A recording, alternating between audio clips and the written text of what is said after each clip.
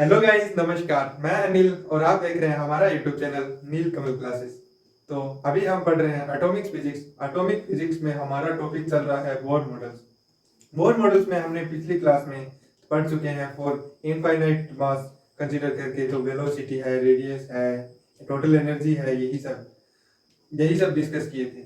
तो आज हम स्टार्ट कर रहे हैं फॉर फाइनाइट मास कंसीडरेशन। क्या होता है अगर हम फाइनाइट मास लें, क्योंकि पिछली बार जब नील्स बोर ने जब इनफाइनाइट मास कंसीडर करके जब वो वैल्यू वेलोसिटी, रेडियस और स्पेशली जो स्पेक्ट्रा मिला, उसका जो थ्योरेटिकल वैल्यू आया था, प्रैक्टिकल जो उन्होंने प्राप्त किया, उसमें थोड़ा एरर था, थोड़ा डिफरेंस आ रहा था। तो उन्होंने क्या किया अब की बार हम क्या करते हैं, जो मास है उसको फाइनाइट ले लेते हैं और उससे करके देखते हैं। तो हेडिंग लगा देते हैं। हमारा टॉपिक चल रहा है बोर मॉडल और bore atomic model.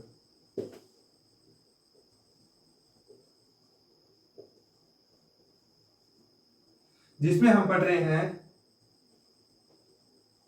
For finite mass consideration of nucleus. तो मान लेते हैं कि ये हमारा है न्यूक्लियस, इसे मान लेते हैं हमारा न्यूक्लियस, और ये है हमारा इलेक्ट्रॉन, यहाँ छोटा सा ये हो गया इलेक्ट्रॉन, ये हो गया न्यूक्लियस। अब क्या करेंगे, जब फाइनाइट मास लेंगे इसका, फाइनाइट यानी कुछ वैल्यू होगी 10,000, 15,000, 20,000, 30,000 लाइक दिस। तो कोई फाइनाइट वैल्यू होगी, तो हमें पता है कि जब कोई इलेक्ट्रॉन ऐसे तो मूव कर नहीं सकता सीधा, तो क्या होगा, इसमें ये दोनों का मास है, इसका मास मान लेते हैं हम कैपिटल एम, इसका मास मान लेते हैं हम स्मॉल एम। तो जब दो कोई मास है वो ऐसे रोटेट कर रहे हैं, तो वो दोनों किसके अराउंड रोटेट करेंगे, वो रोटेट करेंगे centre of mass. Centre of mass अगर माने, तो ये हम अगर माने इसका रेडियस, सॉरी, अगर हम मान लें ये इनका है रेडियस, तो इधर किधर आएगा, क्योंकि ये अगर ये मिड पॉइंट माने तो मास है वो एम का, कैपिटल एम का ज्यादा है, न्यूक्लियस का ज्यादा है, तो सेंटर ऑफ मास किस तरफ आएगा, सेंटर ऑफ आएगा इस तरफ। मैं मान लेता हूं यहाँ पे हमारा है सेंटर ऑफ मास। तो यहाँ सेंटर ऑफ मास है, तो जब इलेक्ट्रॉन रोटेट करेंगे तो न्यूक्लियस भी रोटेट करेगा, और दोनों कुछ इस प्रकार से रोटेट करेंगे। जैसे कि मान लें यह है हमारा जो इलेक्ट्रॉन है, और यह ब्लैक कलर का है पूरा है, यह है न्यूक्लियस। तो मास ज्यादा होने की वजह से क्या होगा, ये यहाँ पे सेंटर ऑफ मास होगा और कुछ इस प्रकार से रोटेट करेगा। तो जब रोटेट करेगा, तो जब इलेक्ट्रॉन रोटेट करेगा उसका रेडियस होगा ये r1, और इसका इलेक्ट्रॉन जो r1 होगा वो बड़ा होगा, इसका r2 होगा वो छोटा होगा। तो ये कुछ इस प्रकार से रोटेट करेंगे ऐसे। तो इलेक्ट्रॉन रोटेट करेगा कुछ इस प्रकार से, और m है ये मास न्यूक्लियस, वो रोटेट करेगा कुछ इस प्रकार से। यानी अगर इसे समझें तो अगर इलेक्ट्रॉन यहां रहा तो न्यूक्लियस रहेगा इधर, और अगर इलेक्ट्रॉन घूम के इस तरफ आया तो न्यूक्लियस चला जाएगा इस तरफ, और इस प्रकार से घूमते रहेंगे। ये हो गया। अब हम जानते हैं कि अगर कोई मास है तो सेंटर ऑफ मास के चारों मींस के अकॉर्डिंग मूव करता है या रोटेट करता है। तो सेंटर ऑफ मास के प्रॉपर्टी के अनुसार अगर हम इसका मास रेडियस माने r1 और इसका माने r2, और ये मान लेते हैं टोटल जो रेडियस है वो मान लेते हैं कैपिटल R। तो सेंटर ऑफ मास की प्रॉपर्टी के अनुसार क्या होगा, ये इसको हम लिख सकते हैं m(r1) is equal to small m(r2), ऐसे लिख सकते हैं। तो ये हमें मिल गया। अब हम क्या करते हैं, इसको क्या करते हैं r1, अब हमें निकालना है r1, तो r2 को क्या करते हैं, r2 को लिख देते हैं r1 की फॉर्म में। r1 की फॉर्म में लिखने के लिए हमें एक चीज पता है कि ये r2 है, इसको अगर मैं ये पूरा वैल्यू r है और इसमें से इस चीज को माइनस कर देता हूं तो ये चीज बचता है, यानी r2 के बराबर हमारा बचेगा पूरा r, इसमें से ये कम कर दिया यानी r1 कम कर दिया, और ये वैल्यू रख देते हैं हम यहाँ। तो हमें मिलेगा r माइनस r1। तो ये हमारा हो गया m r1, ये m capital R minus small m r 1। अब इसको ये माइनस का है तो इसको ले जाते हैं इस तरफ, तो हमारा हो गया m r1 plus small m r1 equal to small m capital R। अब इसमें से r1 कॉमन आ रहा है तो हमने r1 को कॉमन ले लिया और ये हमारा बच गया m plus m small m equal to small m capital R। और r1 की हमें वैल्यू पता करनी है तो r1 को क्या करेंगे, रख लेंगे एक तरफ और बाकी को फिर दिया दूसरी तरफ, तो हमें वैल्यू मिल गया ये इस प्रकार। सिमिलरली अगर हमें फिर इसी इक्वेशन के अनुसार अगर हमें वैल्यू पता करनी है r2 की, तो r2 की पता करने के लिए हम क्या करेंगे, हमें जो r1 है इसके, क्योंकि r1 को हम इसलिए चेंज कर रहे हैं क्योंकि हमें जो इलेक्ट्रॉन है उसके रेडियस है, तो उसको उसके फॉर्म में लेके जाते हैं इसको, मतलब तो रेडियस, और हमें क्योंकि इसमें हमने ये जो सेंटर ऑफ मास माना है वो हमने इमेजिनरी माना है, हमें ऐसे नहीं पता है कि यहाँ से इतनी दूरी पर सेंटर ऑफ मास है, यहाँ से इतनी दूरी, हमने माना है कि कोई मिड पॉइंट पे कोई ऐसा बिंदु है जिसके चारों ओर दोनों न्यूक्लियस और ये इलेक्ट्रॉन दोनों घूम रहे हैं। तो उसके लिए उसको हम क्या करेंगे, जो ये r1 हमने माना है r2 माना है वो हम पूरा कंप्लीटली चेंज कर देंगे कैपिटल R की फॉर्म में। तो और R2 के लिए भी हम सेम वही प्रोसीजर फॉलो करते हैं, और R2 के लिए R1 है उसको चेंज कर देते हैं कैपिटल R की फॉर्म में, यानी हम इसको लिख सकते हैं R minus R2 same like this. क्योंकि अगर इसको ऐसे कंसीडर करें R1 के लिए, तो R1 को हम कैपिटल R में से R2 घटा दें तो हमारा ये वैल्यू मिलता है, यानी ये पूरा वैल्यू है उसमें से ये वैल्यू हम निकाल दें तो हमें वैल्यू मिलेगा ये। तो ये आ गया। अब इसके इक्वल टू क्या है, m r2 small m r2। तो अब हम इसको लिख सकते हैं capital M r2 minus small m r2, इसको लेके चले जाते हैं इस तरफ, तो हमारा हमें मिल गया capital M r2 plus small m r2, और इसको हम लिख देंगे कुछ इस प्रकार से। अब r2 को ले लेंगे इस तरफ और ये हम लिख देंगे m r capital M plus r। I think आपको यहां तक क्लियर हो गया होगा, ये सब कैलकुलेशन पार्ट है।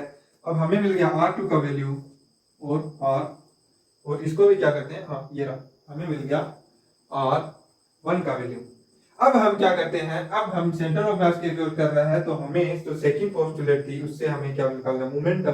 तो हम इसका क्या करते हैं, मोमेंटम निकालने का प्रयास करते हैं। तो मोमेंटम बराबर क्या होता है, मोमेंटम बराबर या तो ऐसे लिख दो उसका r क्रॉस p, ऐसे लिख सकते हैं, और उससे हमें मिला था r m v कुछ इस प्रकार से। और अगर हम एंगुलर में उसके ओमेगा के फॉर्म में लिखें तो हम इसको लिख सकते हैं, वो होता है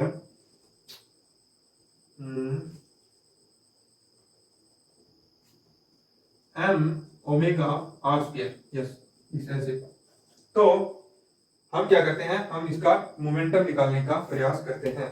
तो हमारा r1 था क्या, r1 है m r capital M plus small m r2 is equal to capital R m1 plus m। इसको अब हम इसको निकाल देते हैं।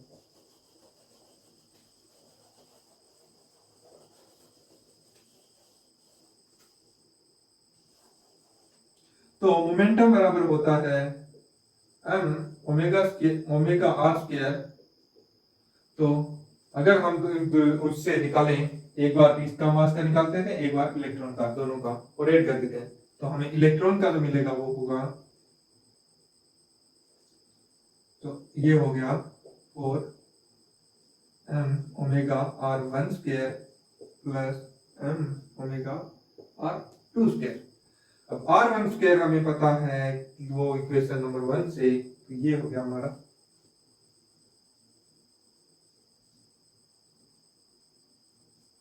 और इसमें r1 है, r1 का हमने ये मास लिया है, सॉरी यहाँ मिस्टेक हो गया, और यहाँ आ गया ये, इसके लिए r2 के लिए मास लिया स्मॉल m, तो इसके लिए ये सेम रहेगा। और यहाँ पे r1 का वैल्यू हमने लिया है small m r capital M plus small m का whole square plus small m omega r2 के स्क्वायर की वैल्यू हमें मिली है m capital M plus small m। अब हम इसको कैलकुलेट कर लेते हैं। तो अगर हम इसको खोलें तो हमें मिलेगा m omega m square r square divide by m plus capital M का whole square plus m omega m square r square divide by m plus m का होल स्क्वायर। अब क्या करते हैं, जो इसमें कॉमन आ रहा है कॉमन ले लेते हैं। तो एक कैपिटल M कॉमन आ रहा है, एक ओमेगा कॉमन आ रहा है, एक m कॉमन आ रहा है और a कॉमन आ रहा है r स्क्वायर और डिवाइड बाई m प्लस ये आ रहा है कॉमन। तो यहाँ हमें क्या बचा, यहाँ बचा हमारा स्मॉल m और इसमें बचेगा कैपिटल M। अब ये है स्क्वायर में, ये है तो इसकी पावर है 1, इसकी पावर है 2, तो इससे हमें काटा तो यहाँ मिला 1। यानी हम इसको कुछ इस प्रकार से लिख सकते हैं, लाइक दिस, और ये हमें मिल गया एंगुलर मोमेंटम। तो अगर एक्चुअल एंगुलर मोमेंटम देखें तो उसका वैल्यू क्या होता है, वो स्टार्टिंग में अगर फॉर्मूला देखते हैं तो वो होता है m ओमेगा r स्क्वायर, और हमें जो मिला है वो हमें क्या मिला है m small m plus small m कुछ इस प्रकार से मिला है ओमेगा r स्क्वायर। तो अगर हम इसकी जगह कांस्टेंट मान लें म्यू और रख दें तो हमें क्या मिलेगा, तो हम इसको कुछ इस प्रकार लिख सकते हैं, ये हमारा फॉर्मूला था m ओमेगा r स्क्वायर। अगर हम उसकी जगह म्यू रख दें तो हमें मिलेगा म्यू ओमेगा r स्क्वायर। यानी यहां पर अगर म्यू से रिप्लेस कर दें तो हमारा सेम मोमेंटम, और म्यू की जगह हमारे क्या होगा, और इसी को ही हम क्या बोलते हैं, इसी को ही हम बोलते हैं रिड्यूस्ड मास। रिड्यूस्ड मास क्यों बोलते हैं वो भी देख लेते हैं। तो हमारा जो म्यू का वैल्यू मिला फॉर फाइनाइट वो हमारा ये है। और अगर अब हम क्या करेंगे, जहां जहां m का जो मींस मास का जरूरत है वहां वहां m को क्या करेंगे, हम म्यू से रिप्लेस कर देंगे। और यह हमें जो मिलेगा, यह म्यू हमें मिला किस चीज से मिला है, फॉर फाइनाइट मास कंसिडरेशन, उसकी वजह से हमें ये म्यू का मास मिला है। तो अब हम क्या करते हैं, अब देखते हैं कि ये जो मास है उसको हम रिड्यूस्ड मास क्यों बोलते हैं। तो म्यू बराबर हम क्या करते हैं, ये है कैपिटल M, ये है स्मॉल m। तो फॉर अगर हम देखें फॉर स्मॉल m के लिए, तो स्मॉल m देखने के लिए हम क्या करते हैं, कैपिटल M से डिवाइड कर देते हैं। तो ये आ गया, इसको ऊपर कैपिटल M से डिवाइड किया और नीचे भी कैपिटल M से डिवाइड कर दिया। तो कैपिटल M से कैपिटल M कैंसिल आउट, ऊपर बचा m, नीचे क्या हुआ, नीचे अगर इसके साथ इसे डिवाइड करते हैं तो 1, और ये बच गया m बाई कैपिटल M। अगर हम देखें तो रिड्यूस्ड मास इसलिए कहते हैं कि पहले ये m मास था और उसमें अगर a प्लस ये कुछ वैल्यू आ रहा है, यानी ये जो डिवाइड में जो हमें वैल्यू मिल रहा है वो 1 से छोटा मिल रहा है। तो अगर कोई वस्तु है, कोई मींस m मास है और दूसरा है वही उसके m से 1 से बड़ा डिवाइड में है, तो कौन सा बड़ा होगा, यही बड़ा होगा। क्योंकि अगर यहाँ पे 1.5 रखते हैं या 2 रखते हैं, यानी 2 रख लिया तो ये इसका मास का आधा है। अगर 4 रख लिया तो ये इसके मास का 1/4 है। तो इसी प्रकार इसमें क्या डिवाइडिंग में 1 प्लस समथिंग है, 1 प्लस समथिंग मतलब 1 से ज्यादा, डिवाइडिंग में अगर 1 से ज्यादा है तो ये एक मास है वो एक्चुअली इससे कम होगा। अगर इसी प्रकार अगर हम कैपिटल मास के लिए देखें तो वो क्या होगा, हम क्या करते हैं मास, और अब की बार क्या स्मॉल से डिवाइड कर देते हैं, ये स्मॉल से डिवाइड कर दिया, ये स्मॉल से डिवाइड करते हैं, स्मॉल m से स्मॉल m कैंसिल आउट, और हमें क्या मिला m plus m by m plus 1।